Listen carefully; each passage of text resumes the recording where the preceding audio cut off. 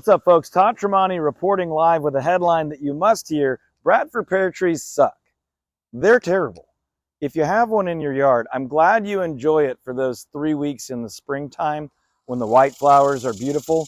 But literally 365 days a year, it's a terrible idea. These trees are the worst. Now, they're in your yard probably because your builder wanted a cheap tree that would grow really fast when he built the house. If you have a Bradford pear tree in your yard that isn't absolutely mangled and it's more than 20 years old, you have won. You've won the whole Bradford pear competition.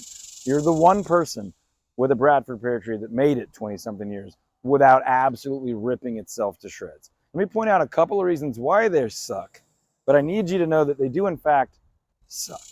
They're terrible. You shouldn't have them or like them. Some municipalities, cities, counties have literally paid people to cut them down and rip them out of their yards because they're sick of dealing with the drama. If you're in an area like I am in Richardson, Texas, where we've had high winds lately, our city is just literally littered right now, like that, with limbs that fell and keep falling from Bradford pears. I don't know if I've said it yet, but they're terrible. This is a Bradford pear tree. One of the many reasons that they're terrible, oh, look at this, dead limbs just stuck up in the tree because they keep breaking all the time. One of the reasons is they get top heavy and their structure, their root structure and their trunk structure is really not strong enough to support its own weight. Cool tree, right? No, not a cool tree. All right, so a bunch of dead limbs. But the angle that many of the limbs grow at is insufficient to hold the weight. Believe it or not, you would want a larger angle between these two limbs to create the strength to hold that up. I know that sounds counterintuitive to some people, but that is true about these trees. Oh, another fun fact, they often crossbreed with other random varieties and trees, and then they revert back to their original pear nature and grow huge, nasty thorns. Now, here's a fun fact about those beautiful white flowers. They smell terrible. If you have more than one in your yard, it smells almost unbearably bad, like a men's room at a ballpark. It's not good.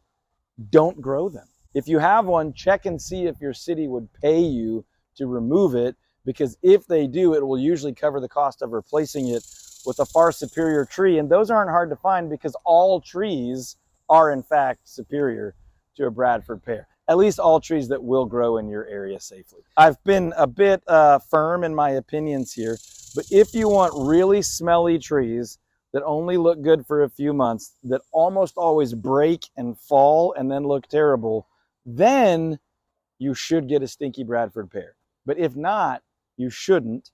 But lots of us aren't choosing to put them in. A builder or someone else long ago put them in because they were cheap and they grow fast and they are really pretty for those few weeks. And they're not necessarily terrible when they're just green without the white flowers the rest of the year, except that when you get wind, when you get heavy rain, or when it just grows to a certain size, the top is coming down. One at a time, sometimes more than one at a time.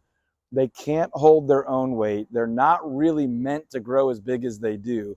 They are a cultivar or a version or a breed of a tree that would have made more sense, but this one just doesn't. Let me just more reasonably, lovingly say to you, don't put in a Bradford pear. If you've got one and it's doing okay now, you don't have to take it out now, but just know that at some point you're going to probably have to take it out because it's going to rip itself to shreds and ultimately not make sense anymore. If you have the means or the ability, or your community will incentivize you to, I would say take that bad boy out and then ask someone that knows your area what type of tree will grow to the size that you want, that will look and act the way you want, and you'll be much happier with that than the one you got. All right, so if you want your home to look better, have better trees, be a more incredible place to live and build a family and a home and a life, we would love to help you with that. If you're in the DFW area, that's what we do. We specialize in primarily two things: helping people buy and sell homes in the most desirable neighborhoods in DFW, as well as homes on land, typically 1 to 5 acres, without Bradford pears. If we can help you with any of that, let me know below. Call, text, email, find us online. Todd Tremonti is my name. We would love to earn your trust and help you figure out home.